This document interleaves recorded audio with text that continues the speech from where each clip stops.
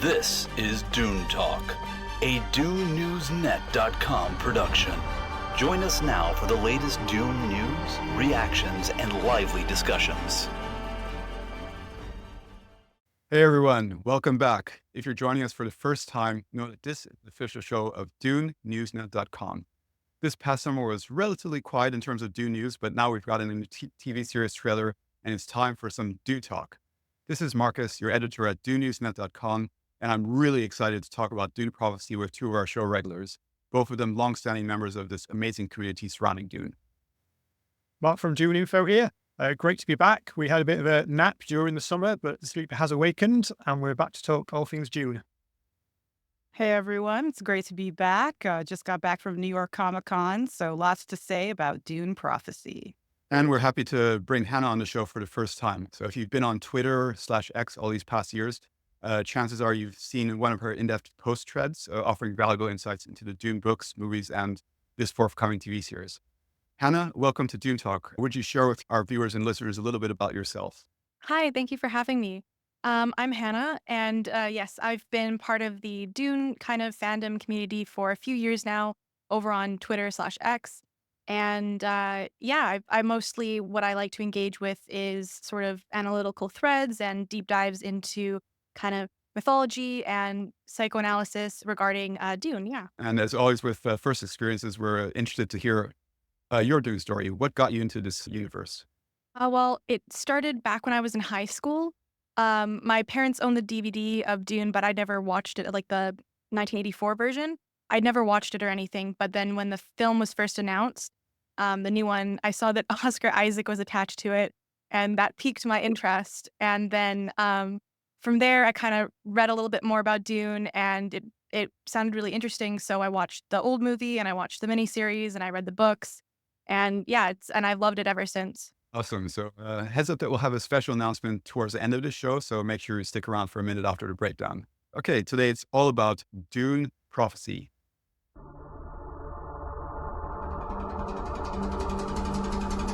Dune TV News.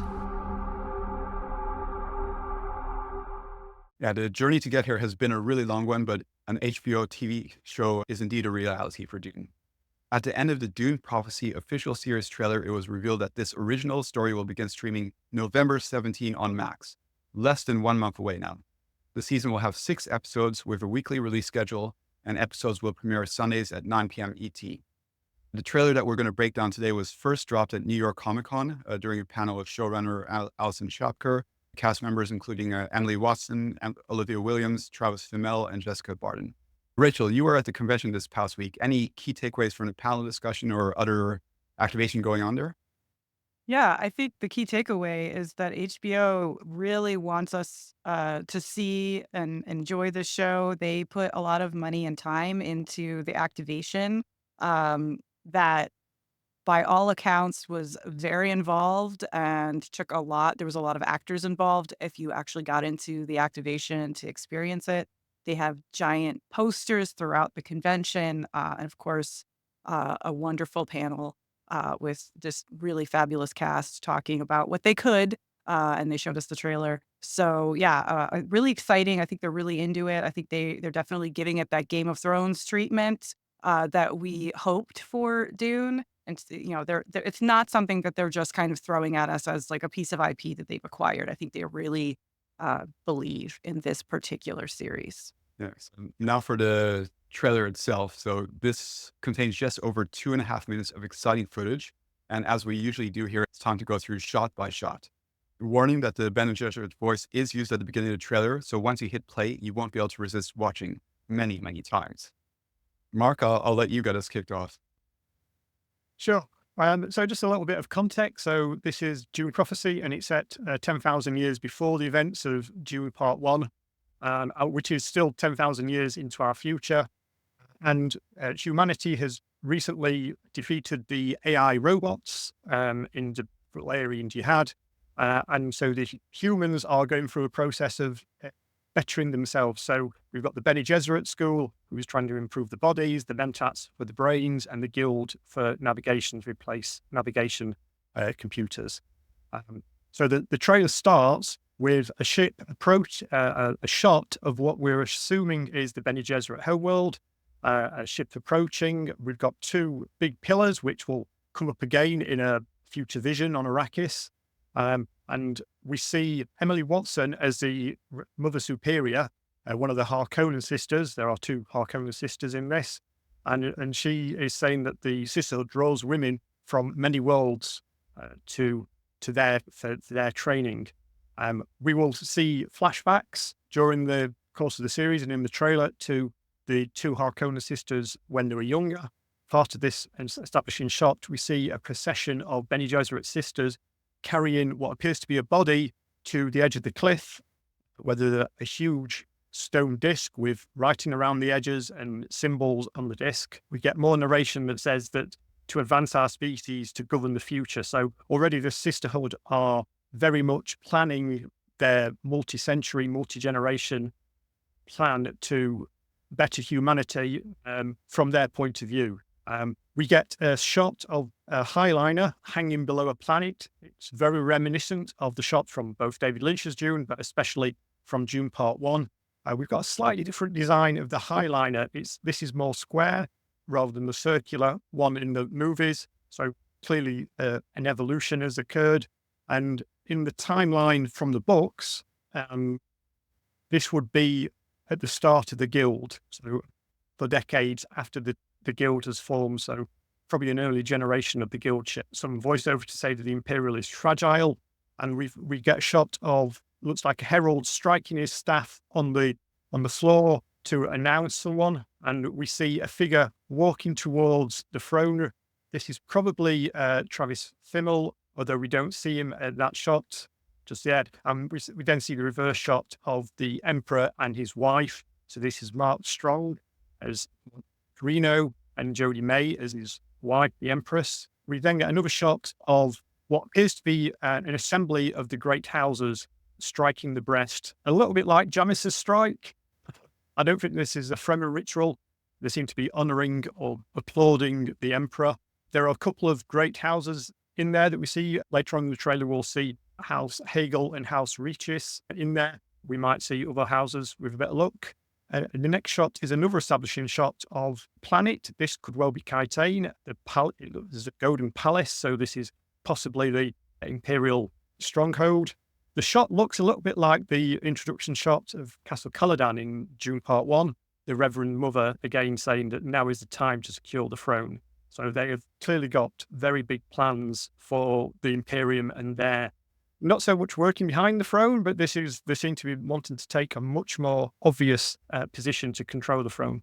At this point as well, we also see the Reverend Mother. She's wearing a necklace, and this seems to be the symbol of the leading Reverend Mother, because in another shot we'll see a different character wearing that. So presumably that's being passed on. The Reverend Mother Superior rather has succeeded. We then get a shot of the Princess Carino with a face veil, again very reminiscent of Jessica's veil in Part 1. There's a lot of costumes and designs and symbology that clearly relate to or have drawn inspiration from Dune Part 1.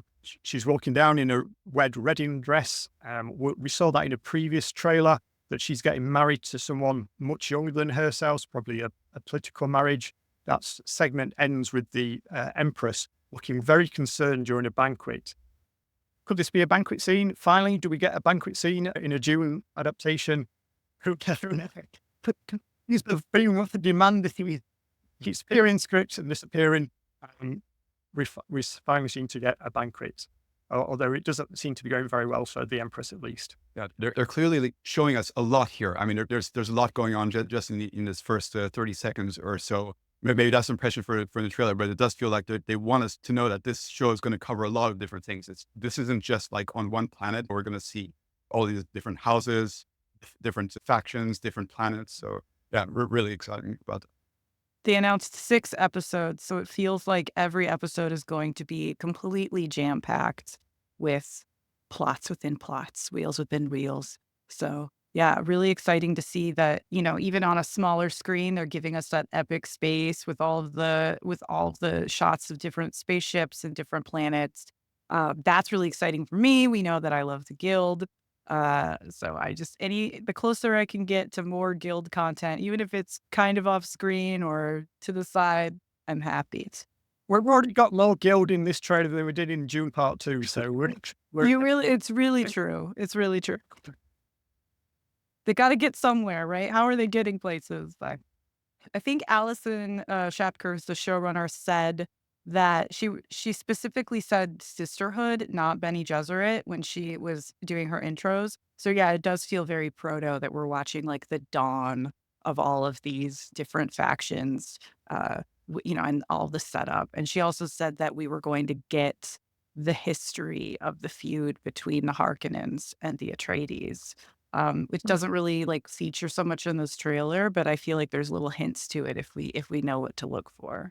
So the next section I covered, and it starts with Tula, and she's speaking to Valia, and she's holding something. She's like kneeling down and looking up at her. I don't know if it's a ring or a box or something, but she's saying that they've worked really hard for something, and that that it makes it seem as if, and again, this is all speculation. We really know nothing but what we've watched, that they're on the precipice of either losing something or taking a great risk to gain something. So it's really exciting. Then we cut to a shot of Sister Francesca, I believe, who's played by Taboo. And this is something that they also mentioned in the panel. This character is going to show up further down, like further along in the series. She won't be in the first couple episodes, but when she does, it's really worth the wait. And Taboo is an extremely successful Hindi actress. So it's a really exciting casting. And everyone, the showrunner and the executive producer, Jordan Goldberg, were very excited about her participation. So I'm looking forward to Sister Francesca, but we just kind of get an establishing shot of her. Switch to a whole section on House Carino again. We've got Mark Strong's Emperor, and he's saying that he's in a very dangerous situation. He's talking about how he's in a pit of vipers and that the great houses are going to turn on him and feed him to the worm if he loses control of Arrakis. And we do get a shot of a worm in the trailer. So, spice still very central to the plot. It's not Dune without that. So definitely, if you're into Game of Thrones, we're definitely getting kind of plots within plots, different houses going against each other. I feel like they were giving it kind of I've said this before, like the Game of Thrones treatment in terms of marketing at Comic-Con that we've seen in the past, where they really want us to show our allegiance. That's what they did at the activation. They wanted you to choose a side or choose the sisterhood. And they wanted you to like wear your colors and show up and declare for a different house. So that's really cool. I don't know what that is going to mean down the line for like merchandise or even more activations, but they're definitely setting up this House Carino versus at least the sisterhood so far in this trailer. Yeah, the bit where the two sisters are talking and she's passing her something. She says something about this could endanger our mission. Yeah.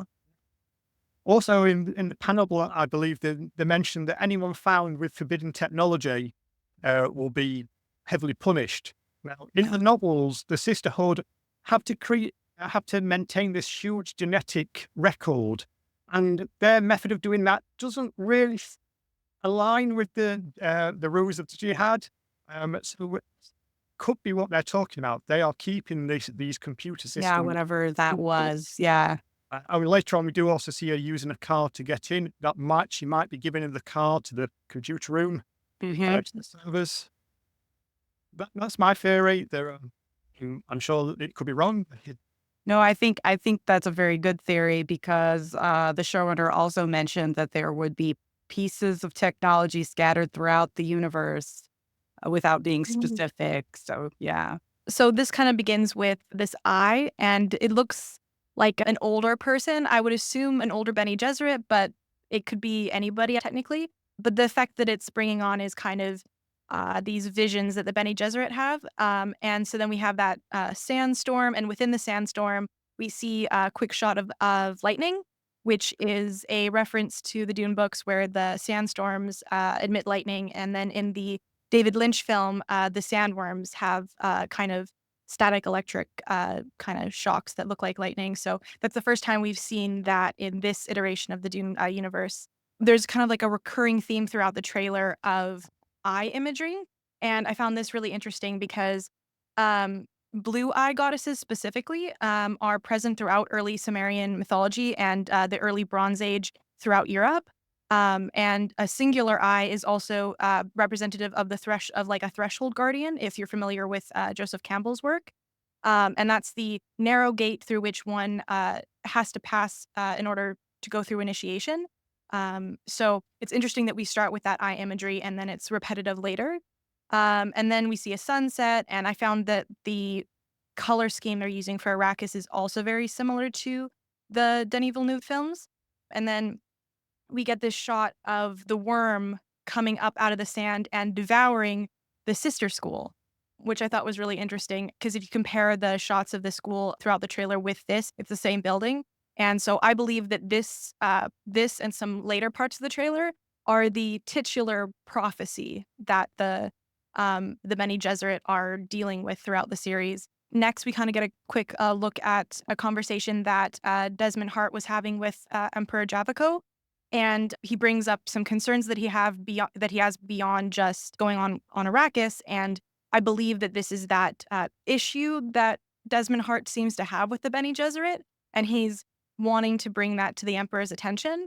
We next see this scene of the Emperor in this room, and it's the same room that he's seen in a previous teaser clip with Sister Francesca. This seems to be a private chamber that just the Emperor kind of uses. And here he's looking at some sort of film book, it looks like, regarding the spice harvesters. So it seems like he's really trying to be very aware of what's going on in Arrakis. And then we get another shot of Uvalia and some of the sisters in the background of her. And then we have an establishing shot and we see that they're in this spaceport. Sister Theodosia is with her in the following shot, and she's wearing all gray. So I think probably she's still studying as like a novice, but now she's starting to get to the point where she's, under Valia's wing and kind of seeing what she's doing and learning from her, which I think will be an interesting relationship we might explore in the series. We get a shot of the actor Attila Arpa. I'm not sure if I'm pronouncing his name correctly, but he's a Hungarian actor, and we know that he's playing a lord of one of the great houses, but I don't think we know who he's playing yet specifically, or what planet he's from. So I think that'll be interesting. But he'll have a much bigger role in season 2, which is hopeful that they're actually talking about season 2. It's not an official announcement or anything, but certainly it seems like it's not just a self-contained 6-episode series, a one and done. Yeah, there's a plan. Then someone says, this is a war hidden in plain sight. It's unclear who says this, but I think it's Desmond Hart, Emperor Javaco, and Francesca. She's like, has this amazing scene where she like flips her veil back and he looks completely stunned. So it seems that he hasn't seen her in a while, or he wasn't expecting her to be there. So this is probably that moment later on in the season where she finally shows up. Then we see Desmond say, I'm the only one who can tell you the truth. And I don't want to speculate too much on his tone when he says this, but he seems a little desperate to me. And this is interestingly when he's speaking to the Emperor, it's when it's just the Emperor and a Bene Gesserit beside him. His wife isn't there. Nobody else is in the courtroom except for him and a Bene Gesserit. So I think that's interesting, but I don't want to speculate too much on that. Travis was essentially, I feel like he was under a full gag order at the panel. He didn't have a lot. I think he tried really hard, but he definitely had been told, like, you cannot talk about your character or what he does or what his motivations are. They did say that he's a completely new character and that it was very fun to kind of drop him in to cause all of these problems. So yeah, I think he might be at least in the role of our main antagonist, but yeah, very exciting to I just love when they pull someone up on the stage for a panel and they can't talk. So he was just like, "Do you guys want some T-shirts?" And we could give T-shirts out to people. I think what you said about the eyes is spot on. I think that it's really exciting that they've gone to so much symbology just to cut the trailer together for us. I feel like that speaks to their level of detail and intention with the show if they're going to be that deliberate about the trailer, for us to be able to pull all of these symbols out. And yeah, I don't know. In terms of what I feel like Francesca is, clearly it's going to be something, right? A rival sisterhood, or is she a truth sayer?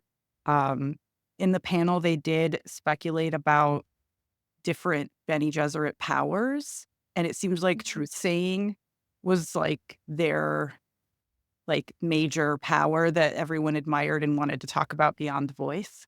So yeah, There is a truth sayer, Vera, listed in the IMDb. yeah, Explicitly as a truth sayer. like So, that's her position at court. Yeah, yeah. So how much that plays into it, I don't know. Yeah. But going back to the eyes as well, the some of the earlier trailers really featured the eye as a symbol quite strongly, with transitions and and the little sisterhood S that they've described that we're seeing is also kind of like an eye, in itself. yeah. Which The is S is a nice. snake eating its own tail, Yeah, which I think we also see on the belt buckles as a sandworm eating its own tail as well. Mhm. So they're definitely going into that symbology. yeah, You're on that I definitely want to touch on about that, because it seems very intentional and thought out that they designed it that way. So I thought that, yeah, definitely very cool.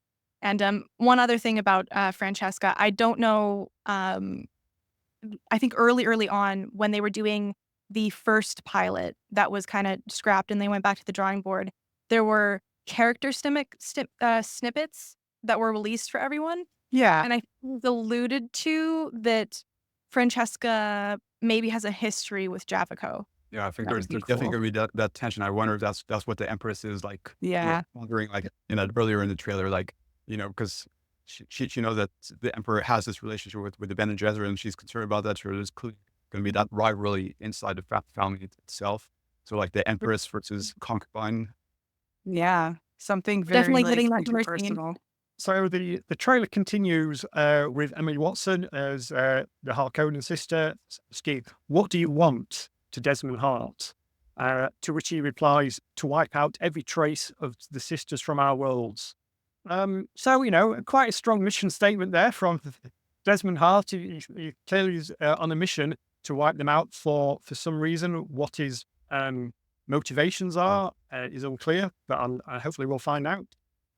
He also says that he's been gifted a great power, which is also intriguing and part of this mystery surrounding the character.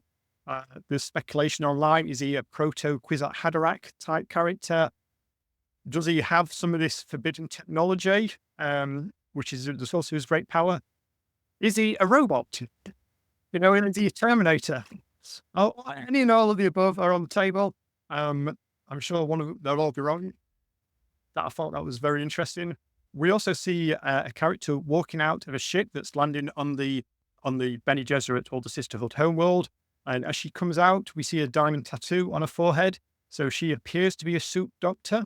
What the Sisterhood is wanting with a suit doctor is unknown, but it perhaps does hint that we'll see a bit more of the other schools. So the Mentats, possibly the Guild, possibly, as well as the Sisterhood and the suit doctors.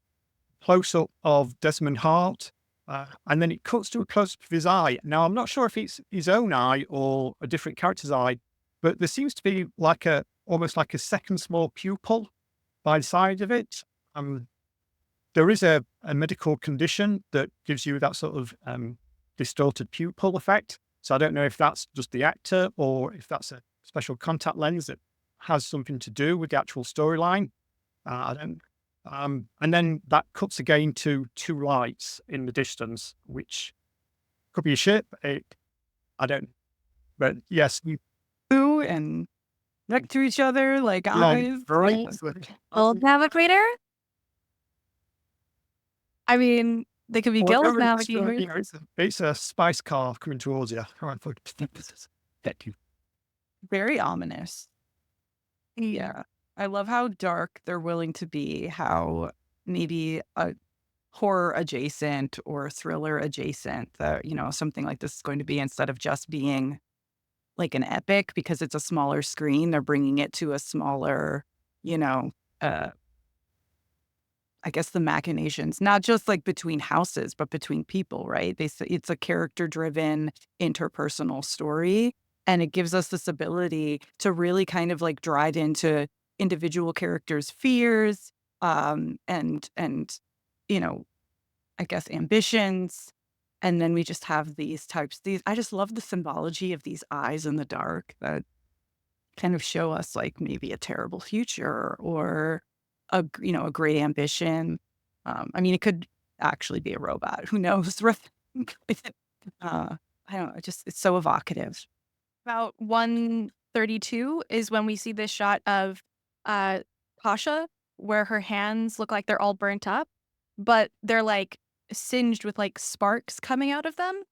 And this seemed similar to a part of the previous teaser where she was screaming and looked in like a lot of pain, but her arms looked fine there. So I'm curious exactly what's happening to her. I initially thought perhaps like she was like transmuting some sort of poison or something. But with the burns and stuff, I am very curious what's happening there. Do you guys have any theories around that or? It looks a little bit like the Gom Jabbar test with the hand. Yeah. Whether or not she is actually having her hand burnt, or it's just her impression of the test that's being administered to her. I don't know. Or it's Travis Fimmel with his laser eyes burning her. I Oh, do and think then that there is some foreshadowing going on there. Either it's, the sisters being tested in a way, could be that there's standard testing, or if like to the prophecy, maybe like the sisters are already trying to pursue the idea of the Kwisatz Haderach, and they're not being able to go that far, and then that's when they're looking, okay, we need to, refine the genetic bloodlines and reach Kwisatz Haderach so that someone can go that far. we get another shot after this where it's a girl in a red dress, and the way that it's framed is it looks like an eye.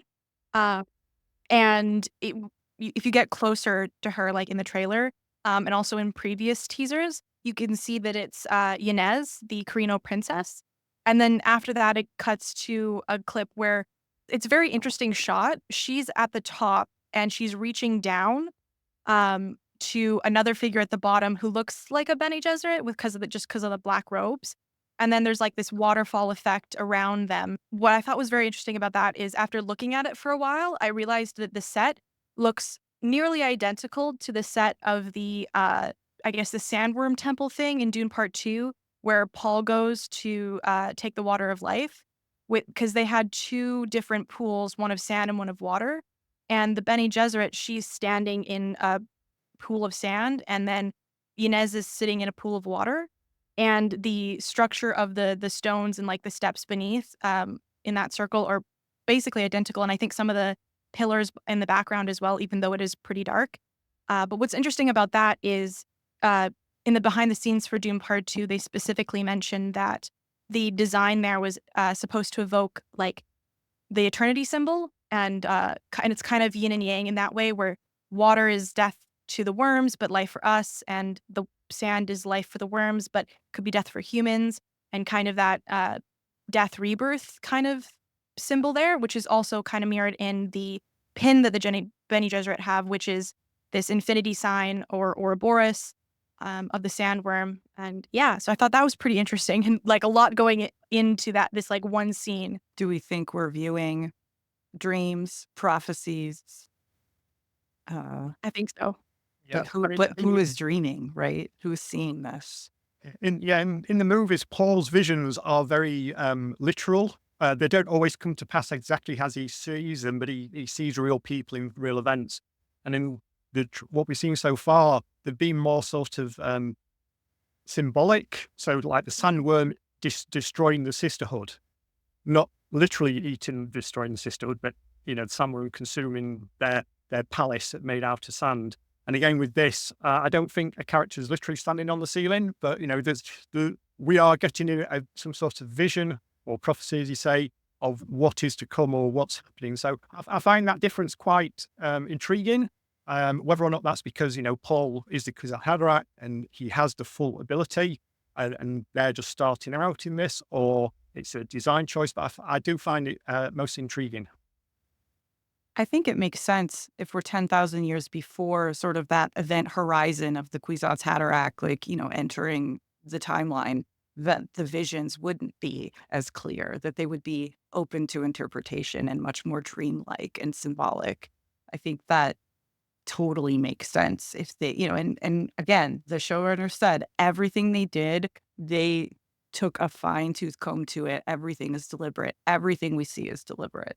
All the research that must have gone into this, because we know that Frank Herbert himself, when he was creating Dune, he did like an enormous amount of research looking into like past history, looking into current world cultures. So he did get all these influences from all these different sources. And I know that there was a photo from much earlier on when they were producing the series where it looks like that the people involved in the show did a lot of reading, again, with all these different cultural and historical references. I know that the show has evolved, but I'm sure that has happened, that they've been doing their research and knowing that Dune is a very rich story. Like I think, as Rachel, you were mentioning, it's not that they're just throwing the IP out there, but that they're really hopefully giving us an authentic experience. Then at 1:38, we get a shot of Constantine. That's a character played by Josh Huston.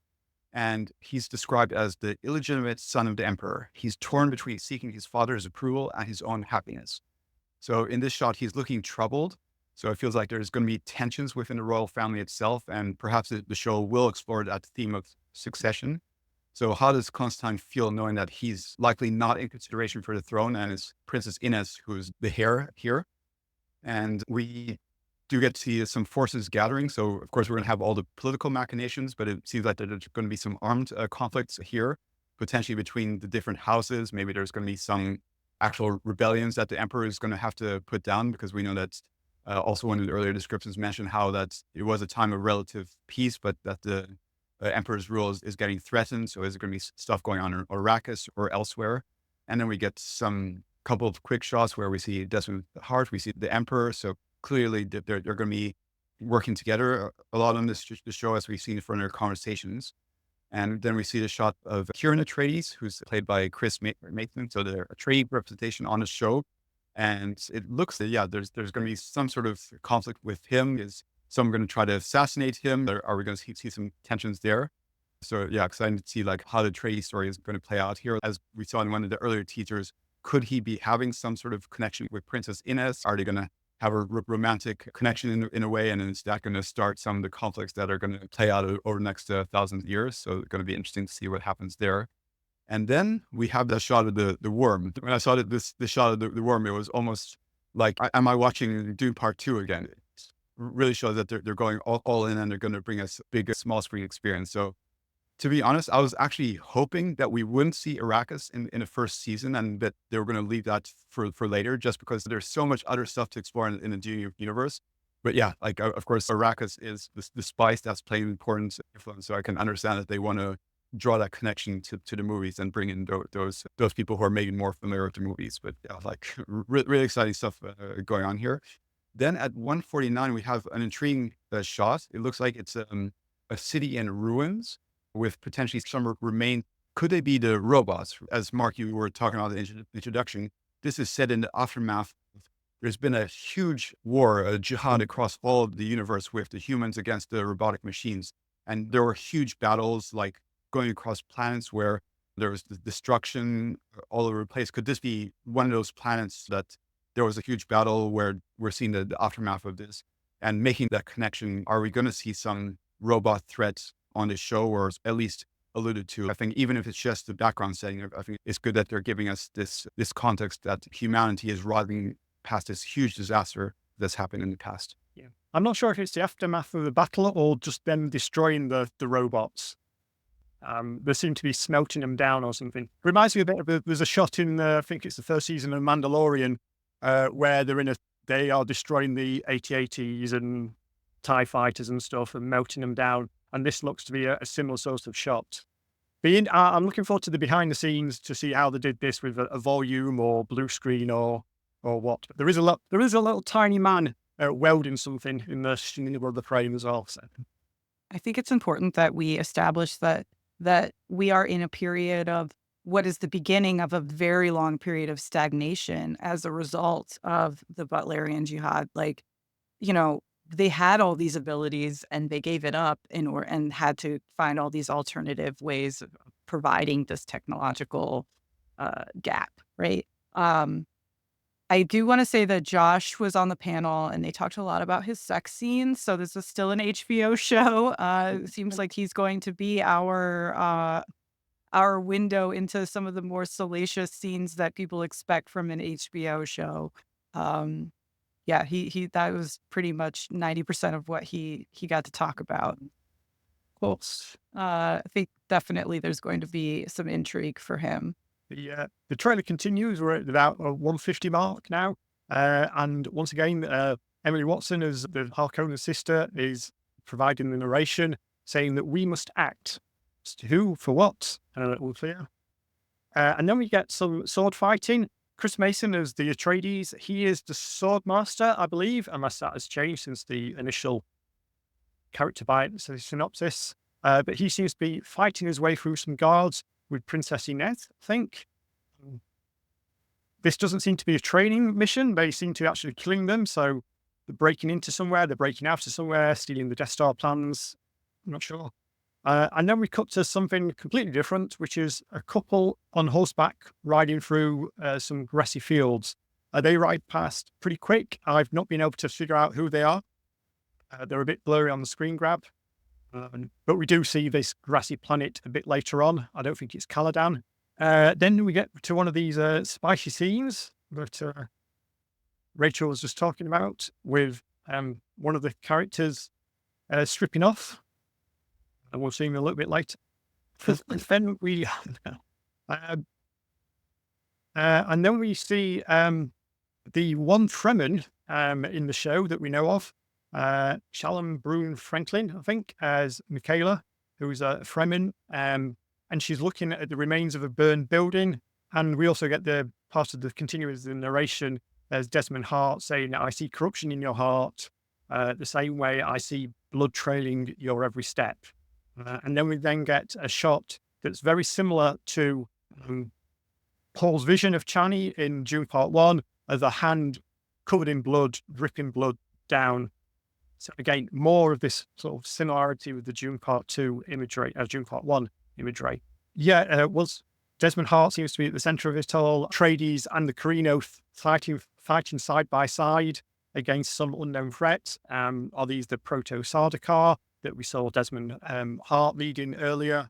I definitely think that he's somehow related to the Sardaukar, but like very early on in their evolution. And I definitely think that there's something going on with Kieran and Yanez, and like that being part of the reason why these men that are under Desmond are after them. But I'm not quite sure what's the reason for that, particularly because I think the Bene Gesserit seem to be concerned with Yanez, probably because of those visions. And so they wouldn't necessarily be on her side. And they haven't shown interest from what we've seen anyway of Kieran. So for Desmond's men to be after them, and so far not directly after the Bene Gesserit at this point in the trailer, I am quite curious what his overall plan is. But yeah. It would make sense if, overall the sisterhood is attempting to kind of wrest kind of a shadowy control of the emperor and his family. If the emperor is also finding an alternative path to power, as we know he has through the Sardaukar. So yeah, I think that would be a very interesting, again, if we're going to watch the birth of all these different schools, we can watch the birth of all the different fighting styles as well. I do want to say that Chloe Lee, I think, was on the panel, and she used the term Prana Bindu. So they're definitely doing fighting.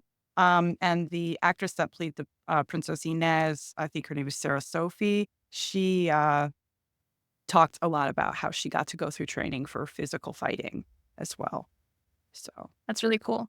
yeah. What's exciting on this is that we're watching this trailer and we've not got an idea on a lot of these things. So in the trailer, we could say water of life sequence and run the sequence and stuff. And this, we're going, somebody's fighting someone for some reason. Yeah, we know that they shot in, I'm trying to connect the things that they said in the panel to the trailer. But again, like it's all speculation on my part because they showed us the trailer, but they didn't really address the trailer in the panel. They just kind of talked about what they did. And another thing that I thought was interesting, just to connect it back to the Butlerian Jihad, is they said that they, as much as possible, the sets were physically there.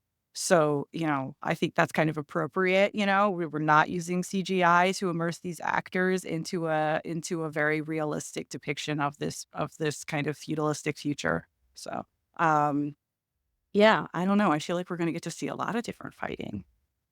Hopefully. Thing.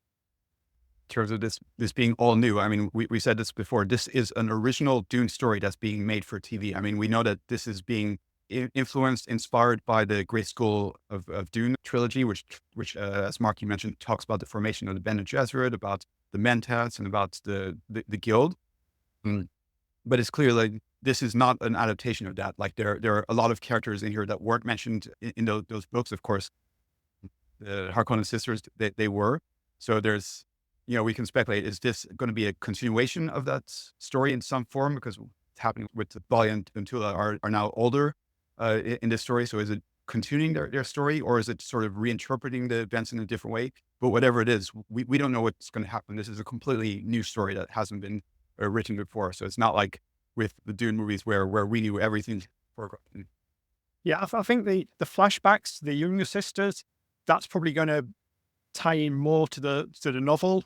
But everything, a couple of decades later with the older sisters, we're in completely new territory with Desmond Hart causing trouble. Right after the bloody hand, we see another scene that we've seen before in previous trailers of some kind of medical experiment where she's screaming, and you can see that Tula Harkonnen is there. And during the panel, they talked about how Tula is a scientist and that she has a big laboratory and that she's very interested in genetics. So I think we could speculate that she's very involved in this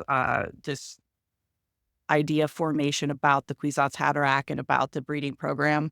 So then the next shot is reminiscent of the prophecy experience at New York Comic Con. You see a big round room. Again, we know that big circular eyes keep coming up as a theme, a visual theme. And it looks like it's way more intense than the prophecy experience activation was at New York Comic Con. But perhaps we are looking again at some kind of proving trial or test for the sisterhood. Then we see Jessica Barden, who plays the younger Valia. She's using the voice, and I think she's using it on Sister Emmeline, but I wasn't able to verify that to my own satisfaction. And then we see it's paired, intercut with scenes of the adult Valia, who's also using the voice to command someone to take out your blade.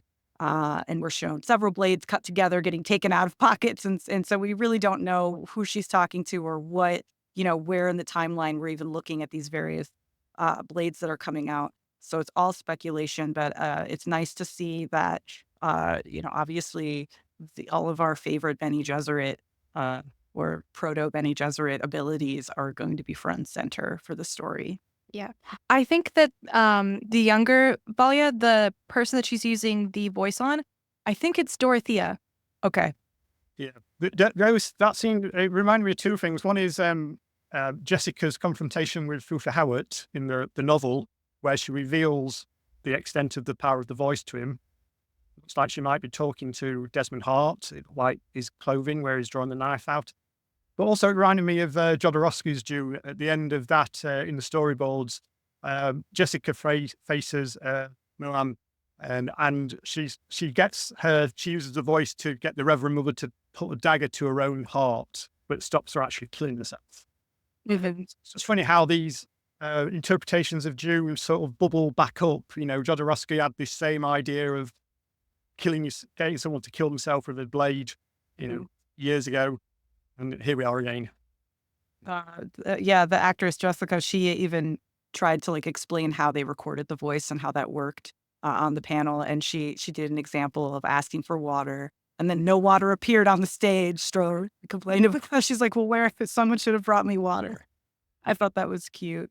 Do you think, to me, it's like the older version of Valia seems much more in control of her voice, right? In those small little bits of clips that we saw versus the younger version of her, it's like rage. It's coming out as like an almost innate ability that she not stumbles upon, but doesn't. It's much more confident as she's older. So is Yeah. she using it all the time? Is she revealing herself in that scene? I think Power in quitting. the novel, she's the first one to, certainly one of the Harkonnen sisters is the first one to develop the voice Right. to a full extent. But one of the problems with the prequels is you've got to explain where everything came from. You've got to Exactly.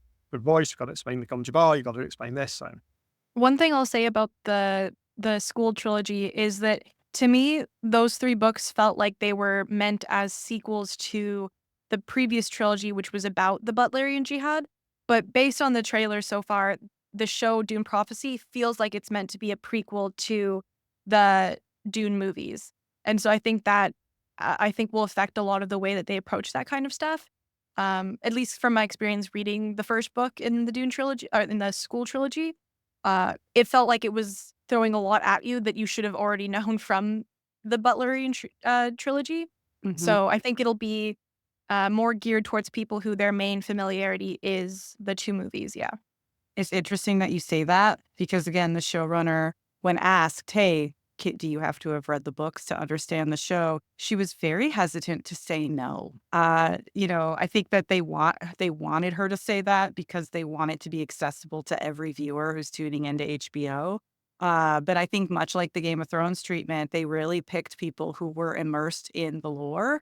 And so they're definitely, she said, I think you'll get more out of it. Or I'm paraphrasing here. I can't remember exactly, but she's like, if you have read, you will get a lot more from what we put on offer in the show. So yeah, I think they definitely are kind of riding the space between the Kevin J. Anderson and Brian Herbert novels and then the new kind of IP of the Villeneuve verse.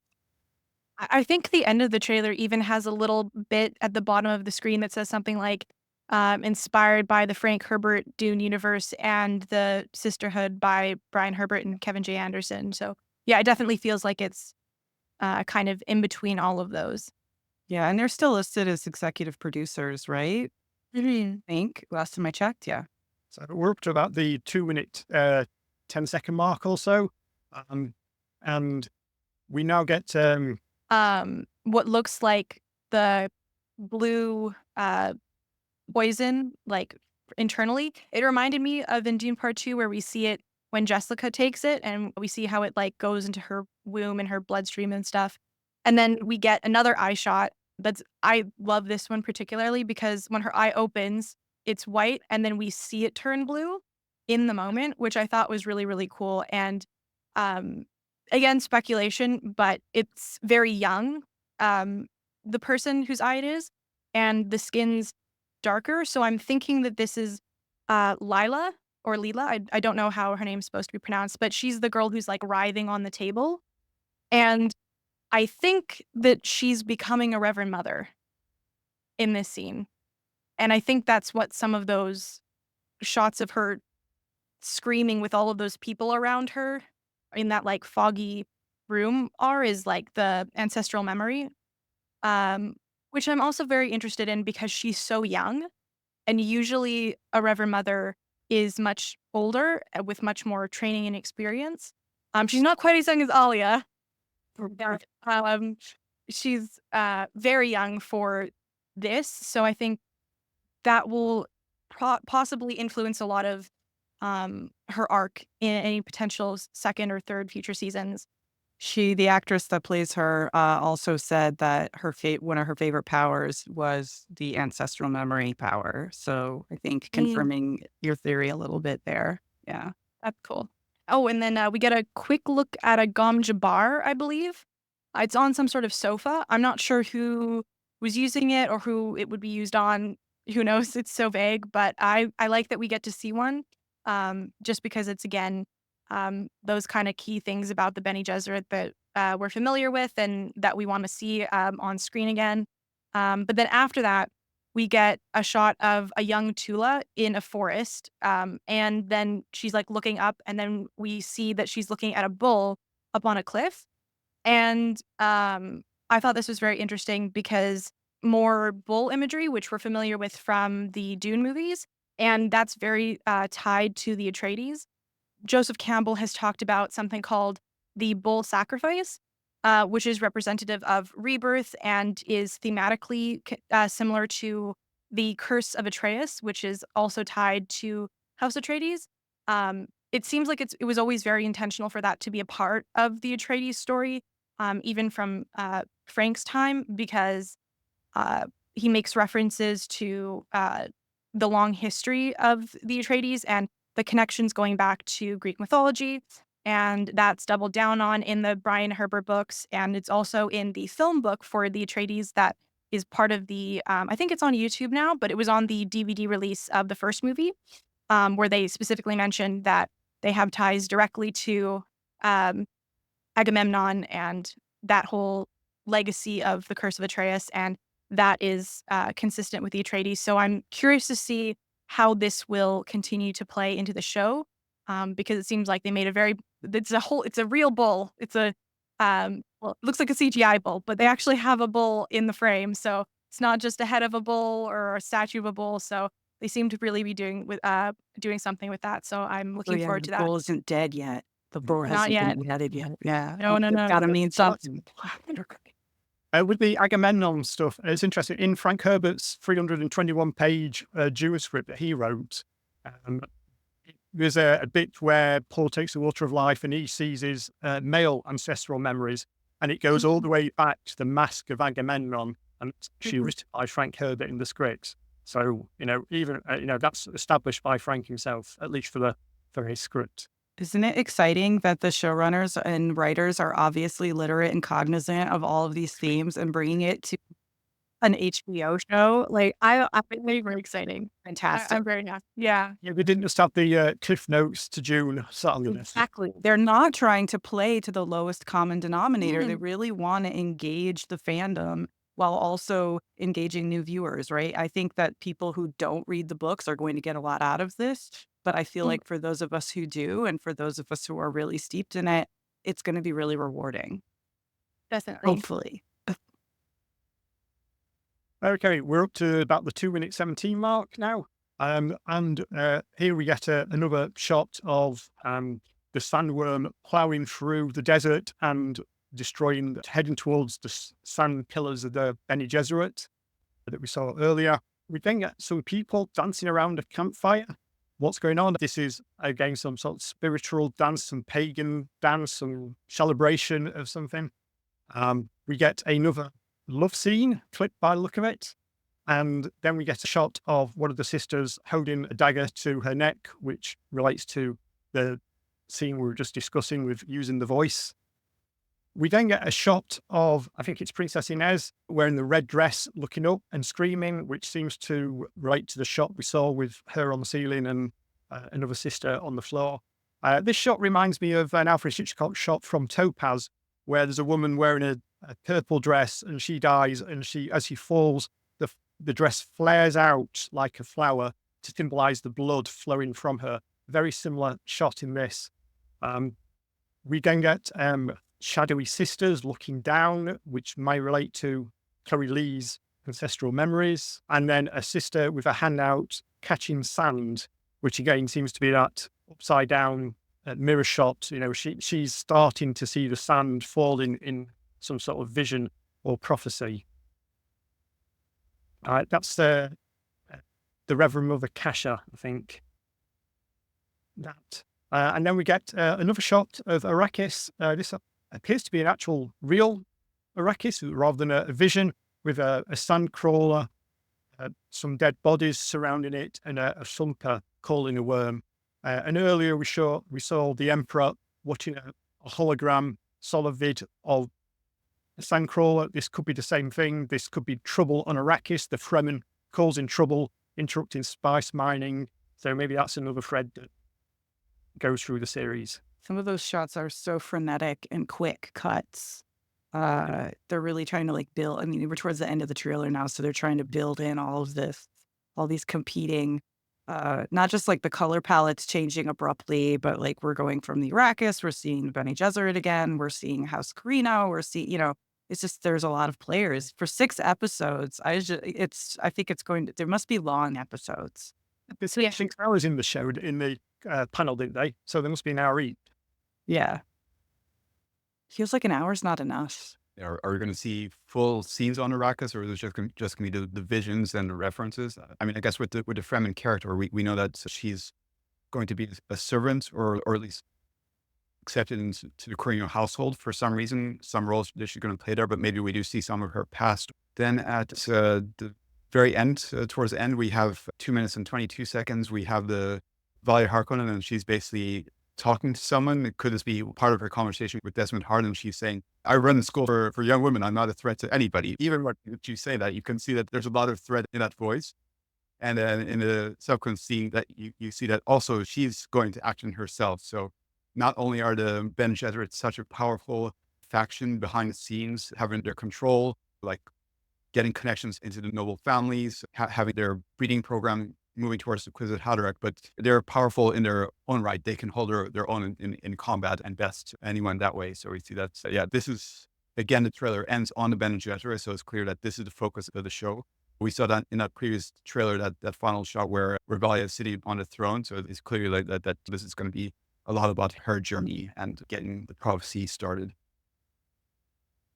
I think that line that she says is my favorite part from the trailer. That was so good. It's just a school. We're not doing anything. There's no horrible experimentation happening here. Not at all. You know, she said that line, and then in the background there was a student screaming for this. Pay no attention to that. I mean, even the logo that comes up, it's like, it's not the full Dune logo. It's like, it's like a proto version of it, right? Because some of the pieces are disconnected. I love that. I love the attention to detail at every level, from like even the graphic design of the logo, right? To the costuming. If anyone can find a version of the panel, I really highly suggest that you watch it. I think it wasn't being streamed, but I'm sure there was somebody who recorded it. But yeah, they talked a lot about just their ability to like just do things. They said that there was like one shot that starts out on one of the actresses' faces and then pulls out to almost like a half a mile away as a continuous shot on a crane. I mean, that sounds completely epic. I don't know. I think this is going to be an exciting show.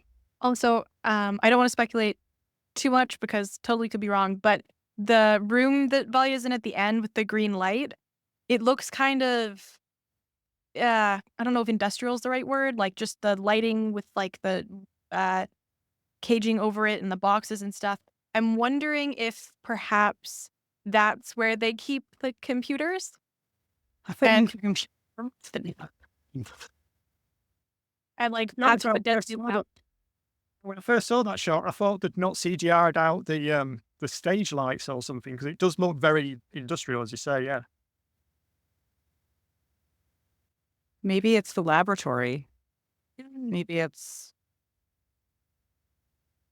Growing Harkonnen 8-legged human spiders hybrids in there or something. right. I mean, at the end of the day, these are still Harkonnens, right? I'll be shocked if they're a pure hero.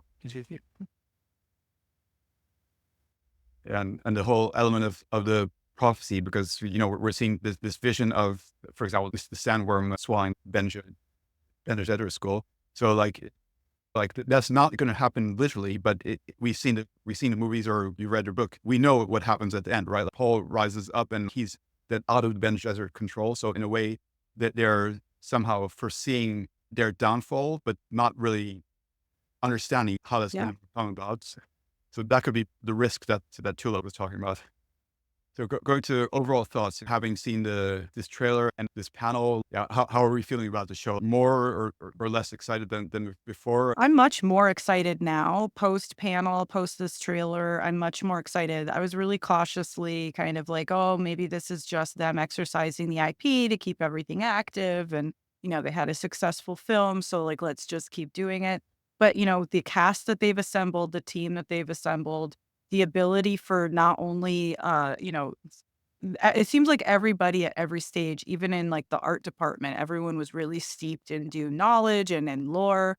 And I think that, even if it's 6 episodes, which I wish it was 8 or 10, right? It seems like they've really doubled down and are trying to give us something of really high quality. So I'm excited.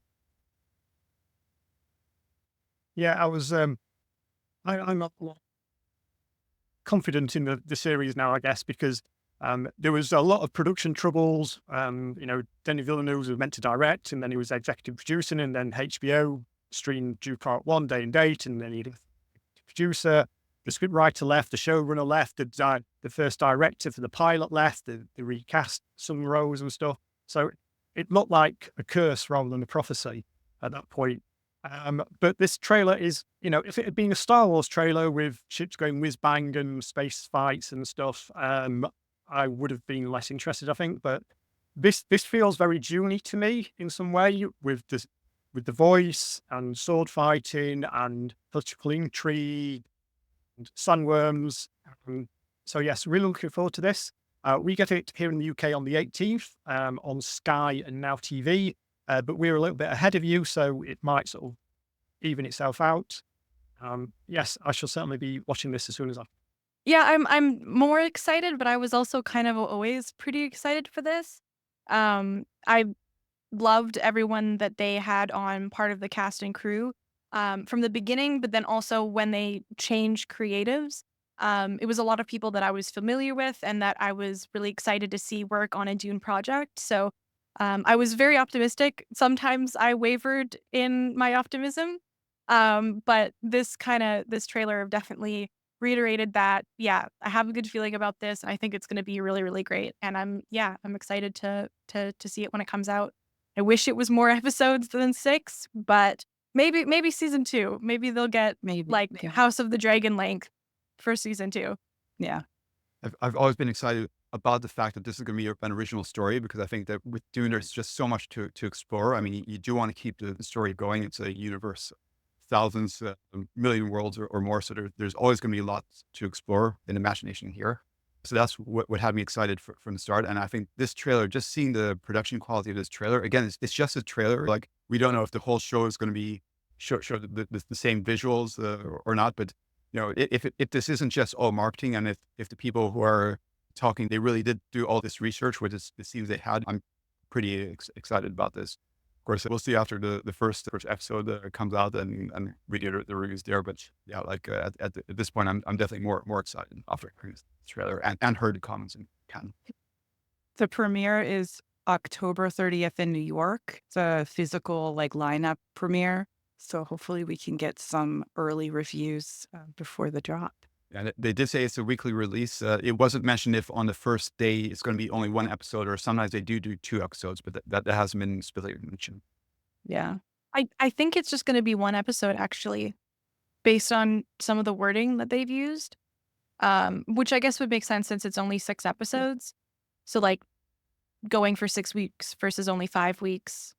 Yeah, and that's another thing that says confidence. I mean, like, HBO does that in general, but the fact that it is a weekly episode release schedule, that means that you know that you have a high quality show, and you want people to be enjoying this over a 6-week period. You're not just getting 10 episodes and throwing it on a streaming service, and then people talk about it for a few days and then it's gone. Really, that this is an event that they want to celebrate.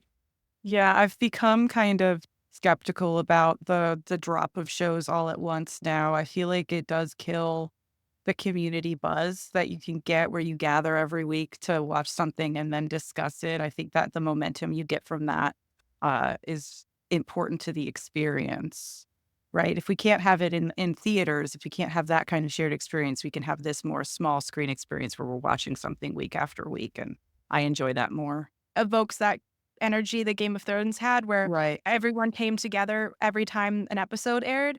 So yeah. Yeah, exactly. And if they all drop at once, you know that there's going to be some YouTube channel that spends all day watching every single episode and then posts massive spoilers for the season finale on Twitter. And yeah, I much prefer week by week for shows that I'm interested in, like this, where you can keep ahead of the spoilers. Yeah, so that's our breakdown of Dune Prophecy official series trailer. So yeah, a lot to look forward to in the coming month as we go towards the episode itself. So yeah, you'll be hearing more from us, and stay tuned on social media as well. I'm sure that there's going to be a lot of marketing in the lead up to the show. So we may get some additional TV clips, teasers. I'm sure there'll be some imagery, some interviews in the key outlets. So yeah, a lot to be excited for. Yeah, and I do want to do a quick acknowledgement that it has been a while since we've done our last show, and we always love being here and looking for ways to bring DUNE Talk to you more frequently. For now, if you want to support us, do make sure that you're subscribed, whether you're listening on YouTube, subscribe to the channel, or you're listening on your favorite podcast network. Make sure you're subscribed. That helps us a lot, and that helps other Dune fans discover the show. But yeah, having said that, I do want to give a special announcement. We are going to be having a show called The Sisterhood, I believe it's called, Hannah. Yes. So we're going to have that right here on this channel. Hannah and Mary Claire are going to be putting together a show going really in depth into each episode of The Sisterhood. And it's going to be hosted right here. So you can just, if you're subscribed here on DUNE Net YouTube channel or on the podcast, you'll get to listen to it. So Hannah, I want to give you like a little bit of time to talk about what you're going to be doing on that show. Yeah. So the show offers kind of a unique insight and deep dive into the underlying motifs and symbolism that are going to be going into the show and the Dune universe as a whole. And it's a collaborative effort with Marie Claire Gould from the What the Force podcast. It is a meta-mythic podcast for Star Wars. And yeah, that's kind of the approach that we're going for. Each episode going through archetypes and symbolism, mythology, and kind of psychoanalytical perspectives as well, which I think is particularly apt for Dune because Frank Herbert was friends with students of Carl Jung. So they taught him a lot, and I think he implemented a lot of those perspectives into his own work as well. So yeah. So really exciting. Look forward to more DUNE Talk and the Sisterhood podcast coming soon on this channel. So yeah, I think for today, it's time to sign off. Well, you can find me at Shihara Spring on X and also on Blue Sky now. And you can also, to keep up for updates when they come along for the podcast, you can follow at Podcast Above All on Instagram. And I can't wait to subscribe to that. It's going to be a really fun show. But you can find me on the internet on Instagram for cosplay content at Darth_Rachel, and also at Buckkeep Radio, where we are reading fantasy novels. Great to be back after the hiatus. Just want to say thank you to Hannah for joining us. It's great to have a new face on the podcast. And thanks to Marcus and Rachel as well for having me back. If anyone wants to follow me, I'm DUNE Info on all the socials. And this was Marcus Gabriel. You can find me at Marcus is Writing on X and writing on DUNENewsNet.com, of course. So stay up to date here. We'll have some announcements in coming weeks, month on social media. And yeah, we're looking forward to bringing some great content for Dune Prophecy. Until the next time, take care. We hope you've enjoyed DUNE Talk. Remember to like, subscribe, and turn on notifications so you know when the next episode drops. Stay tuned to DuneNewsNet.com and add us to your social feeds. Be the first to hear breaking news and reviews.